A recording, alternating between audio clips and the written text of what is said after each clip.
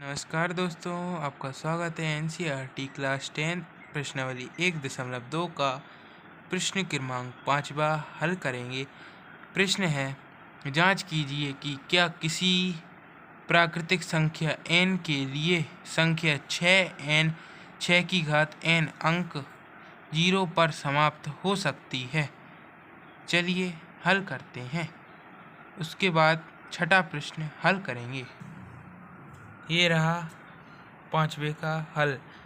ये नहीं, क्योंकि संख्या 0 पर समाप्त होगी तो 5 से विभाजित नहीं होगी, क्योंकि जो संख्या 0 पर समाप्त होती है वह 5 से विभाजित होगी। परंतु 6 की घात n, अब 6 की घात n को उसको तोड़ेंगे तो 2 गुणित 3 की घात n आएगा। तो यहाँ केवल 2 और 3 ही गुणनफल हैं, 5 नहीं। ये रहा 5वां सवाल का हल। ये रहा छठा प्रश्न।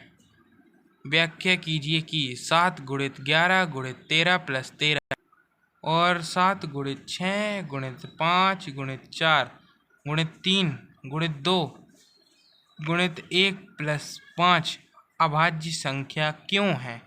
चलिए हल करते हैं। ये रहा सवाल। सबसे पहले लिखेंगे माना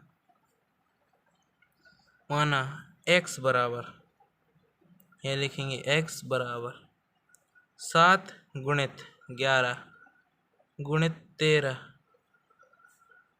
7 गुणित 11 गुणित 13 धन 13, और यहाँ लिखेंगे और y बराबर 7 गुणित 6 गुणित 5 गुणित 4 गुणित 3 गुणित 2 गुणित 1 धन 5, यह लिख लिया। अब इसके बाद यहाँ लिखेंगे x बराबर यहाँ 13 दो बार है, इसलिए 13 को कॉमन लेंगे, तो यहाँ लिया 13 कोष्टक में 7 गुणित 11 गुणित 13 कॉमन लिया, उसकी जगह यहाँ 1 लिख सकते हैं, इसलिए 1 धन 1 कोष्टक बंद, और y बराबर, अब यहाँ लिखेंगे y बराबर, यहाँ 5 दो बार है, इसलिए यहाँ 5 कॉमन आएगा। कोष्टक में लिखेंगे 7 गुणित 6 गुणित 4 गुणित 3 गुणित 2 गुणित 1 धन 1। अब यहाँ लिखते हैं x बराबर 13। अब यहाँ 11 और 7 का गुणा करेंगे तो आएगा 77।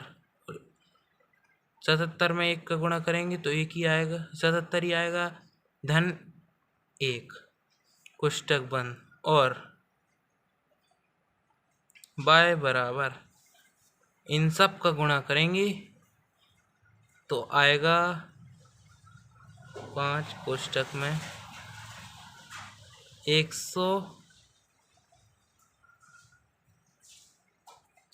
इसका गुणा आएगा 1008 धन 1 कोष्टक बंद। अब यहाँ लिखेंगे x बराबर 13 कोष्टक में 77 और 1 78 कोष्टक बंद, और y बराबर 5 कोष्टक में 1009। अब ये लिख लिया। अब यहाँ लिखेंगे फिर से x बराबर 13 गुणित 78 को तोड़ेंगे तो यहाँ आएगा 13 गुणित 3 गुणित 2, और y बराबर 5 गुणित 1009। अब यहाँ लिखेंगे चूंकि संख्या x और y में एक से अधिक अभाज्य संख्या हैं,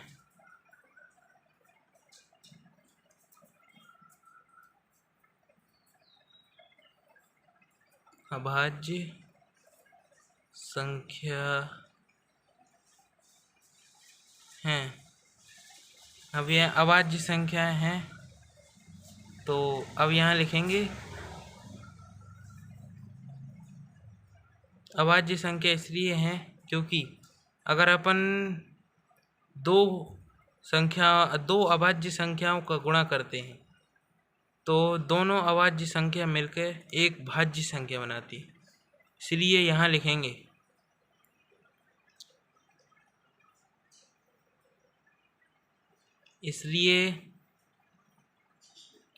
संख्या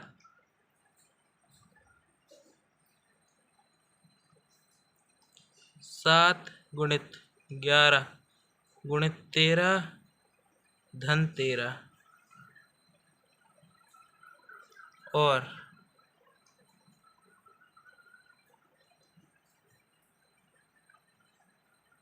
अब यहाँ लिखेंगे 7 गुणित 6 गुणित 5 5 गुणित 4 गुणित 3 गुणित 2 गुणित 1 और धन 5 भाज्य संख्या है, भाज्य संख्या है। ये रहा सवाल।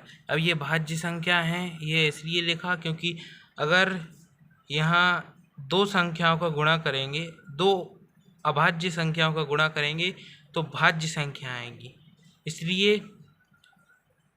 लिखा है कि 7 गुणित 11 गुणित 13 धन 13 और 7 गुणित 6 गुणित 5 गुणित 4 गुणित 3 गुणित 2 गुणित 1 धन 5 भाज्य संख्या है, ये इसलिए लिखा है।